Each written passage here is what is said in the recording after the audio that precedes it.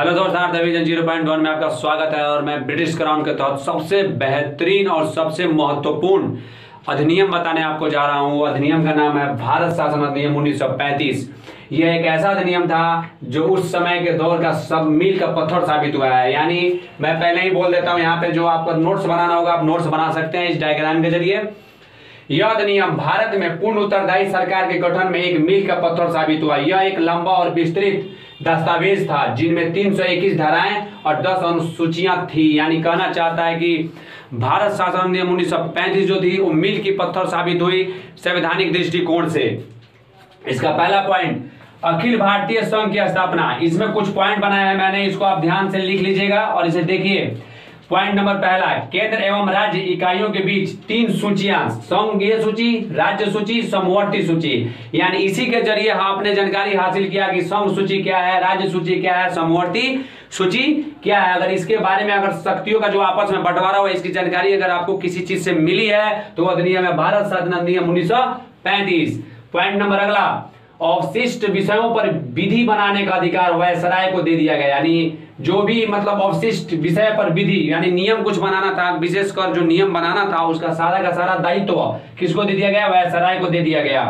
अगला पॉइंट, भारत के प्रांतों, चीफ कमिश्नर, प्रांतों एवं देशी रियासतों को मिलाकर एक अखिल भारतीय संघ की स्थापना का प्रावधान किया गया। यानी कहा जाए कि भारत शासन अधिनियम 1935 ने सबसे बेहतर क्या दिया? तो प्रांतों और चीफ कमिश्नर और प्रांतों एवं देशी रियासतों को आपस में मिलाकर अखिल भारतीय संघ की स्थापना के प्रावधान का श्रेय दिया। अगला पॉइंट, लेकिन यह व्यवस्था कभी अस्तित्व में नहीं आ सकी। यानी यह व्यवस्था की स्थापना करने का प्रावधान तो दिया लेकिन इसे अस्तित्व में नहीं आने दिया गया। पॉइंट नंबर अगला, बर्मा को भारत से अलग करने का प्रावधान बनाया गया। यानी कहा जाए कि बर्मा से भारत किस अधिनियम के तहत अलग हुआ? तो आप बोल सकते हैं भारत शासन अधिनियम 1935। अगला पॉइंट, प्रांतों में द्वैध शासन की समाप्ति। यानी प्रांत में जो द्वैध यानी 2 प्रकार की जो शासन पद्धति थी उसको समाप्त करके प्रांतों में उत्तरदायी सरकार की स्थापना किया गया। यानी कह रहा है अधिनियम कि जो द्वैध शासन यानी 2 प्रकार की शासन प्रणाली चलाई जाती थी उसको क्या कर दिया गया? समाप्त कर दिया गया। और उसकी जगह पे उत्तरदायी सरकार यानी सरकार जो है उस राज्य यानी उस प्रांत के लिए उत्तरदायी हो, इसलिए वह सरकार का गठन किया गया। अगला पॉइंट, केंद्र में द्वैध शासन प्रणाली प्रारंभ। यानी प्रांत में यानी राज्यों में द्वैध शासन प्रणाली का अंत करके केंद्र में द्वैध शासन प्रणाली का शुरुआत किया गया। पॉइंट नंबर पहला, संघीय विषयों का स्थानांतरित एवं आरक्षित विषयों के रूप में विभाजन। यानी संघीय विषय को स्थानांतरित मतलब एक जगह से दूसरी जगह स्थानांतरित किया गया और आरक्षित विषयों के रूप में उसे विभाजन यानी आरक्षित रूप में जो माने रिजर्व है उसको 2 भागों में बांट दिया गया। अगला पॉइंट, सांप्रदायिक प्रतिनिधित्व का विस्तार। जो सांप्रदायिक प्रतिनिधि जो 1909 1919 के तहत आगे बढ़ी थी उसको 1935 अधिनियम ने थोड़ा और क्या कर दिया? चरमोत्कर्ष पे ले गया और आगे बढ़ाया। यानी कह रहा है कि सांप्रदायिक प्रतिनिधित्व का विस्तार, विस्तार मतलब फैलना। यानी सांप्रदायिक जो प्रतिनिधित्व था वो पहले की अपेक्षा ज्यादा मात्रा में फैल गया।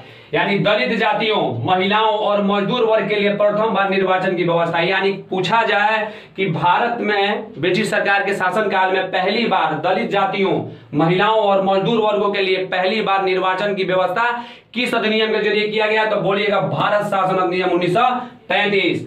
अगला पॉइंट, लोक सेवा आयोगों की स्थापना। यानी इस अधिनियम यानी भारत शासन अधिनियम 1935 ने लोक सेवा आयोगों की स्थापना की, जिसमें कुछ पॉइंट है जो 3 है।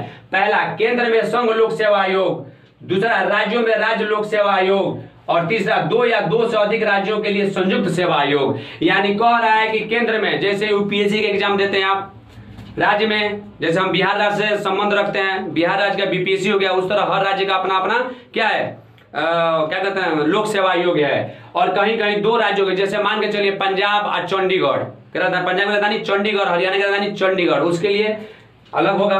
तो यानी कहा जा सकता है इसमें 3 पॉइंट यानी लोक सेवा आयोग की स्थापना अगर हुआ तो भारत शासन अधिनियम 1935 के तहत हुआ, जिसको 3 डिवाइड में बांट दिया। यानी केंद्र के लिए एक सिंगल होगा संघ लोक सेवा आयोग, राज्य के लिए राज्य लोक सेवा आयोग और अधिक राज्यों यानी 2 से 2 मान 1 या 2 से अधिक राज्यों के लिए बना गया संयुक्त सेवा आयोग।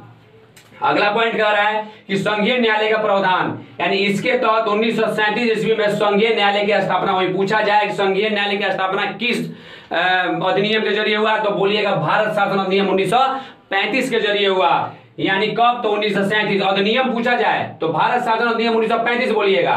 और संघीय न्यायालय की स्थापना कब की गई? तो बोलिएगा 1937। पॉइंट नंबर दूसरा, इसके प्रथम मुख्य न्यायाधीश सर मॉरिसिस, माफ कीजिएगा, इसके प्रथम मुख्य न्यायाधीश सर मॉरिसिस गवेयर थे। यानी अगर पूछा जाए कि संघीय न्यायालय के पहले न्यायाधीश मुख्य कौन थे, तो सर मॉरिसिस गवेयर।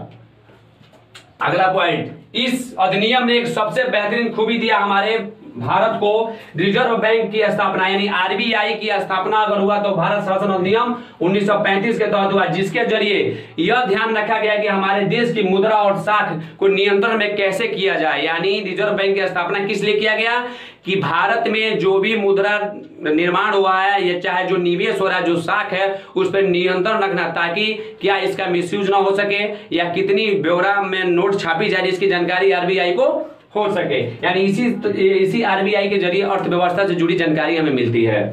अगला पॉइंट, इंग्लैंड में भारत परिषद की समाप्ति, यानी इंग्लैंड में जो परिषद भारत के लिए बना था वो इंग्लैंड में बना था, लेकिन यह इंग्लैंड में समाप्त कर दिया गया। भारत सचिव को सलाहकारों की एक टीम प्रदान की गई, यानी भारत सचिव को सलाहकार के रूप में एक टीम प्रदान किया गया जो भारत से जुड़े लोगों के सदस्य, इसमें सॉरी माफ कीजिएगा, इसमें भी थोड़ा सा मिस्टेक हो गया।